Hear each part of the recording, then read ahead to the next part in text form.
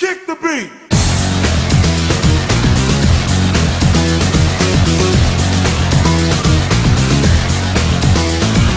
Hey everybody, Sean McInnes here alongside Josh Olin from Treyarch, who's here to talk to us about Call of Duty Black Ops while we're here at Gamescom 2010 in Cologne, Germany. Josh, thanks for joining us. Thanks for having me, Sean. How are you enjoying Gamescom? I'm enjoying it quite thoroughly. Thank you for asking. So let's talk about the demo that you guys are showing here in Germany. You know, the two levels that you guys are showing could not be more different. Very sort of subdued, very sort of tense stuff going on there, but also a big bombastic helicopter battle, right? Yes, that's a good way to describe it, actually. It's going to be on the back of the box. Yeah, what you described, though, is called pacing.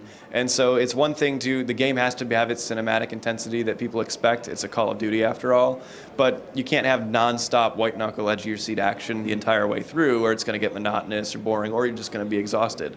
So you have to pace in the right amount of tension-building moments and stealthy sequences maybe that help develop more story and again bring that player back down in their emotion level, and then of course open it back up and throw them back into the thick of it. But yeah, that was the purpose of the demo. I'm glad you took that away. That we wanted to show off that pacing. Anything I can do to make your job easier, Josh. So the helicopter sequence in particular, we've seen a lot of vehicle stuff in the Call of Duty series before, but that's mostly on land stuff, not a whole lot of stuff up there in the sky. Right, and exactly, and that sticks true to the philosophy of Black Ops, which was bringing fresh, new experiences to the player. We don't want people to think, oh, I've already played this. It's a long franchise, lots of games, lots of great games in it, but players want something new. So taking full control of a helicopter for the first time, aircraft in a Call of Duty, I mean, that's awesome. And we went to our designers and we told them this is what we want to do. But it can't, it has to be a Call of Duty helicopter. It can't be like a flight simulator. It needs to be very intuitive and smart. If you're a Call of Duty player, you just need to be able to pick up the controller and play it. And that's what they delivered on.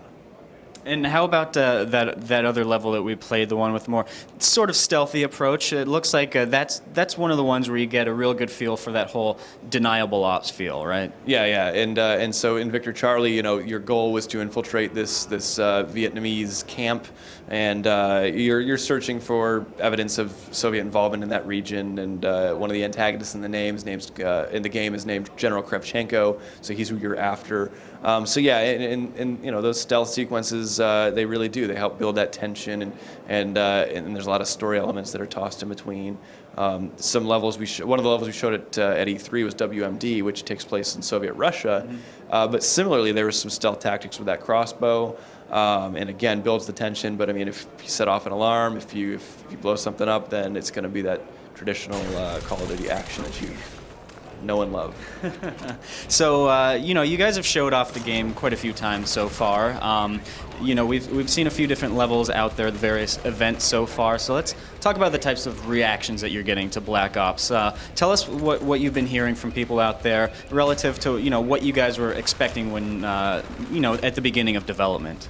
Yeah, people tend to really like big explosions, and we've shown them a lot of big explosions in trailers. I think the fact that we've been layering in that variety of gameplay, the stealth stuff and the tension sequences like in the tunnel that we showed at E3 and here Victor Charlie.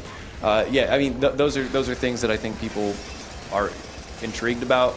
We don't want to spoil our story, and we're being very careful and selective of what we're showing from the campaign because of that. But it sure does leave more questions than answers, I think, and that's exactly kind of what we were going for. One last question that I've got for you here. When is Black Ops going to be out in stores, and what are the platforms it'll be out for? Yeah, Call of Duty Black Ops will be available November 9th on the Xbox 360, the PlayStation 3, the PC, and the Wii, and the Nintendo DS. All right, Josh, thanks a lot. Thanks. So there you guys have it. That's your look at Call of Duty Black Ops. Keep an eye out for more Gamescom coverage coming your way.